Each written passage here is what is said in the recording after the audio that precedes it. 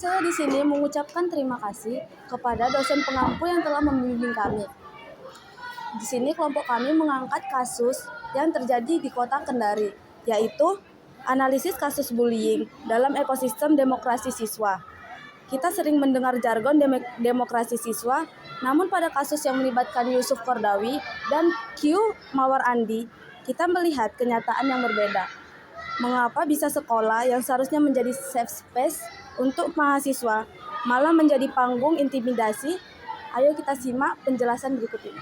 Selanjutnya, analisis kasus dan kontradiksi. Dari kasus ini menjadi pusat perhatian, ramai dibicarakan di media sosial, dan figur-figur yang sangat berpengaruh di lingkungan sekolah.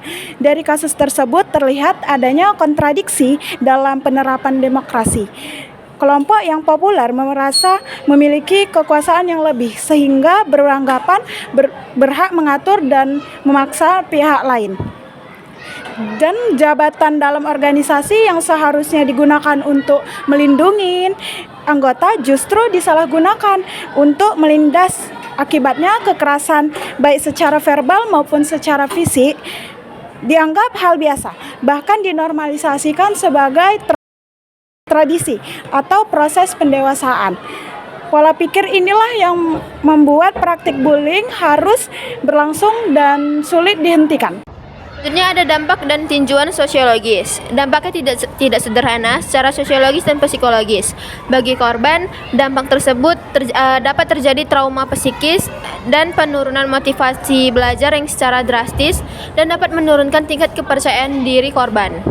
Namun bagi pelaku, dampak tersebut mereka dapat terjadi degradasi moral, di mana mereka merasa kekerasan itu adalah cara yang sah untuk mendapatkan pengakuan moral dari masyarakat.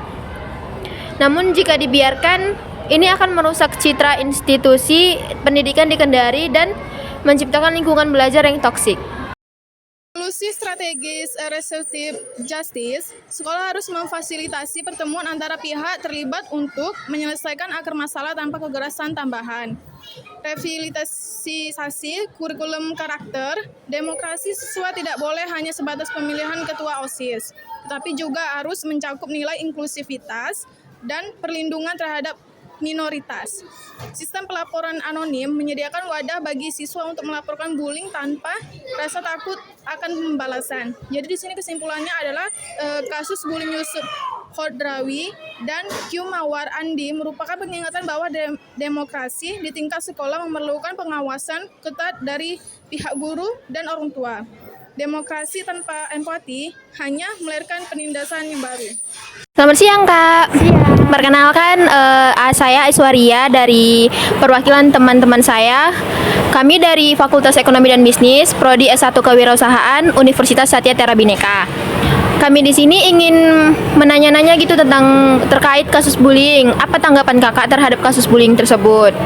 Namun sebelum itu izinkan perkenalkan diri dulu. Halo semuanya, perkenalkan nama saya Sri Mulia Dewi. Saya mahasiswa Universitas Satya Tera Bhinneka, Prodi Kewirausahaan. Ya, selanjutnya kita masuk ke pertanyaan aja ya, Kak. Ya. Pertanyaan pertama, apa yang dimaksud dengan peristiwa September Berdarah di Kendari? September Berdarah di Kendari itu demo mahasiswa di Kendari pada tanggal 26 September 2019 yang berakhir bentrokan dengan aparat, yang dimana membuat dua mahasiswa meninggal dunia. Oke, baik Kak, saya akan melanjutkan pertanyaan yang kedua. Apa latar belakang terjadi demokrasi mahasiswa di Kendari? Latar belakangnya itu terjadinya demonstrasi ini sebagai bentuk pendapatan mahasiswa terhadap sejumlah RUU yang dimana seperti RKUHP dan revisi UU KPK yang dianggap melemahkan demokrasi dan pemberantasan korupsi dan hak rakyat.